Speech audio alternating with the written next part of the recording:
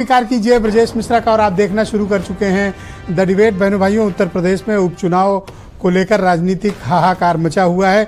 बहराइच कांड की आग में अभी राजनीतिक रूप से उबाल चल ही रहा था कि इस बीच समाजवादी पार्टी ने आज मीरापुर का टिकट भी घोषित कर दिया है। कल से नॉमिनेशन शुरू हो रहे हैं उत्तर प्रदेश में और अब ये मानकर चलिए कि मिल्कीपुर में चुनाव नहीं होगा, क्योंकि 15 दिन के लिए कोर्ट ने केस को आगे बढ़ा दिया है। हालांकि याचिकाकर्ता की तरफ से केस विड्रॉल डाला गया, लेकिन अब कोर्ट ने ही डेट आगे बढ़ा दी है, मामला फंस गया है और उम्मीद कम है कि मिल्कीपुर में चुनाव होगा। तो आज हम चर्चा करने वाले हैं कि उपचुनाव में क्या चल रहा है, बहराइच का मामला क्या इस उपचुनाव में कोई असर डालेगा और मिल्कीपुर में क्या चुनाव नहीं होगा। सारे विषय आज की चर्चा में। बहन भाइयों, अब से जब थोड़ी देर पहले समाजवादी पार्टी ने मीरापुर से कादिर राणा, काफ़ी चर्चित और सांसद रहे हैं, उनके परिवार में उनकी बहू को समाजवादी पार्टी ने मीरापुर की सीट से टिकट दे दिया है। तो समाजवादी पार्टी ने अब तक 6+1 यानी 7 उम्मीदवार उतार दिए हैं और एक सीट जिस पर चुनाव नहीं होना है, लगभग उम्मीद है, वह है मिल्कीपुर। तो अब कितनी सीटें बची समाजवादी पार्टी और कांग्रेस के पास घोषित करने के लिए? 3, गाजियाबाद, खैर और संभल। संभल तो ऑलरेडी उनका सिटिंग एमएलए रहा है, तो वो समाजवादी पार्टी देने से रही। अब बचती है गाजियाबाद और खैर। अब देखने वाली बात है कि कांग्रेस को क्या मिलता है। वैसे लग रहा है एक सीट से ज्यादा की उम्मीद नहीं है। अब चलिए दूसरे गठबंधन की तरफ, वो है भारतीय जनता पार्टी के नेतृत्व वाला NDA alliance. Majhwa seat Nishad party की थी, वहां से उनका सिटिंग एमएलए रहा है, लेकिन ऐसी उम्मीद है कि इस बार बीजेपी वहां सारे अपने 9 के 9 सिंबल पर प्रत्याशी उतारेगी। निषाद पार्टी को मझवा सीट मिलने की गुंजाइश बहुत कम है। कटेरी, जहां से वो नंबर 2 पोजीशन पे थी, सेकंड रनर अप थे निषाद पार्टी के प्रत्याशी, तो उनका क्लेम वहां भी बन रहा था कि 2 सीटें हमें मझवा कटहरी की दी जाएं, पर अभी तक बीजेपी नेतृत्व ने उन्हें कोई किसी प्रकार के संकेत नहीं दिए हैं कि वो कैसे तैयारी करें या उनको टिकट नहीं मिलेगा। उम्मीद यह है कि बीजेपी इस चुनाव को लेकर बहुत ज़्यादा सीरियस है, क्योंकि यूपी में पार्लियामेंट इलेक्शन के दौरान जो कुछ भी हुआ है उससे बीजेपी बड़ी स्तब्ध है। लिहाजा वो उत्तर प्रदेश में सेकंड चांस नहीं लेना चाहते। बीजेपी पूरी ताकत से 9 की 9 सीट पर अकेले चुनाव लड़ेगी। सहयोगी दलों को इस बार बलिदान करना पड़ेगा, ऐसी उम्मीद है। अब चांस लगे तो एक सीट अगर लेने में मझवा कामयाब हो जाएं, संजय निषाद तो अलग बात है, वैसे चांसेस बहुत कम है। वैसे ही हालात समाजवादी पार्टी ने क्रिएट किए हुए हैं, वो कांग्रेस को एक सीट देगी। अच्छा, आरएलडी वालों की तो गजब कहानी है। वो उछल कूद कर रहे थे कि 3 सीटें लेंगे, 2 से कम पर तो कंप्रोमाइज नहीं होगा।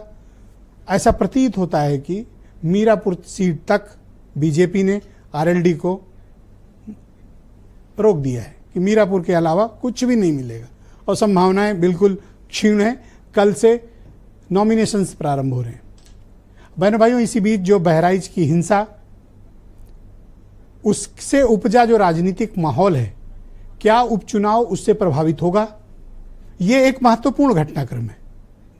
आज उसमें 2 इनकाउंटर भी हुए हैं जिसमें पैर पे गोली लगी है, एक की दाईं टांग, एक की बाईं टांग, 2 गोली लगी।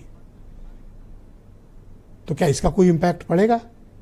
क्या ये यूपी की का जो बाई इलेक्शन है, इसमें ये वाला इशू है? बीजेपी कोशिश करेगी, विपक्ष भी कोशिश करेगा। विपक्ष कह रहा है इनका तो लॉ एंड ऑर्डर ही खराब है, ये क्या हो रहा है यहाँ पे, ये तो पुलिस प्रशासन का फेल्योर है, ये तो कहते थे दंगा नहीं होता, ये तो दंगा हो गया। और इसको भारतीय जनता पार्टी अपने परंपरागत तरीके से कैश कर रही है। अब आ जाइए मिल्कीपुर।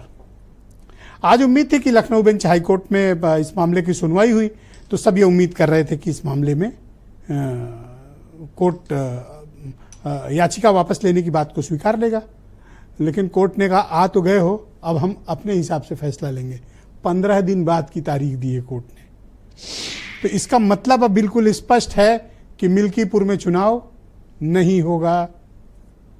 जब 15 दिन कोर्ट ले रहा है, उसके बाद कोई फैसला आएगा, वो भी गारंटी नहीं।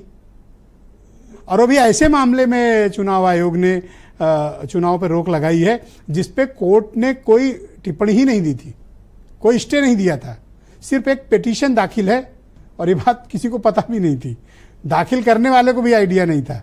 अच्छा, जिस सीट के चक्कर में ये सब फसाद हुआ, अवधेश प्रसाद तो इस्तीफा दे चुके हैं उस सीट से, तो वो पिटीशन वैसे भी इन्फेक्चुअस हो चुकी थी, औचित्य विहीन हो चुकी थी। अब उस पर रोक, तो चुनाव मिल्कीपुर में नहीं हो रहा है, ये बात इस दौर में तो ठीक है। अब इस दौरान कोई चुनाव आयोग निर्णय ले ले, अलग विषय है। तो बहनों भाइयों, कुछ बयान सुनिए, फिर आज की डिबेट को हम आगे बढ़ाएंगे।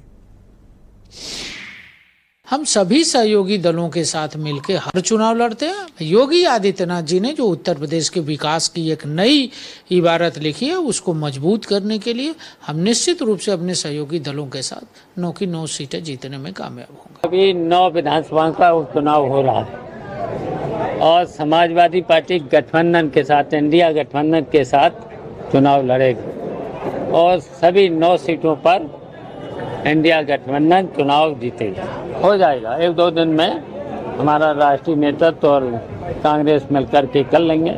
हमें विश्वास है कि माननीय अखिलेश यादव जी, समाजवादी पार्टी और उनका नेतृत्व जो बात चल रही है उसे आखिरी अंजाम जो है एक सम्मानजनक तरीके से उसे पूरा।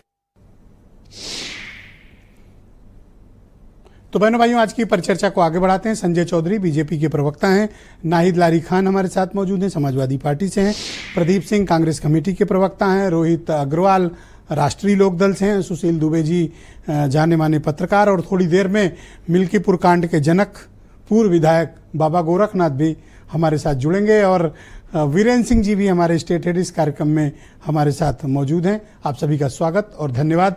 संजय चौधरी जी, समाजवादी पार्टी टिकट पे टिकट घोषित कर दे रही है, कल से नॉमिनेशन शुरू हैं, बीजेपी की कोई लिस्ट नहीं आ रही।